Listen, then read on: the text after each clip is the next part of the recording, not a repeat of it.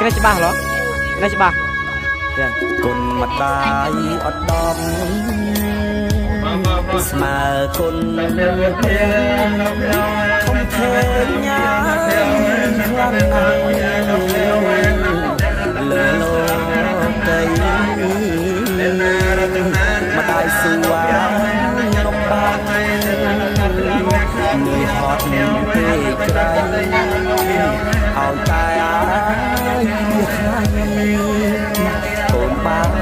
នសិក្សាគ្រប់កូនប្រុសស្រីគួរយល់ចិត្តម្ដាយដែលគិតណាយខ្វល់ខ្វាយអត់ស្រាស្រា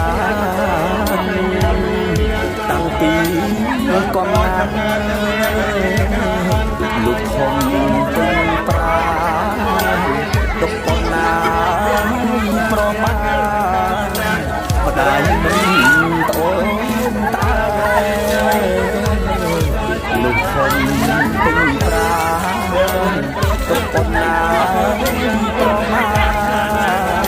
ម្ដាយមិនត្អូនតាពេលកូនជួបភ័យចិត្តម្ដាយសែនព្រួយបួងសួងព្រះជួយពេលនេះពេលហើយកូនសុខកាលណាចិត្តម្ដាយសុខដែរនេះណាចិត្តម៉ែក្បែរកូនគ្រប់ពេលម៉ែបានគត់ទុំបំរុងឲ្យកូនត្រត្រង់ហើយនឹមនួនប្រខអប់រំជាព្រះក្នុងផ្ទះ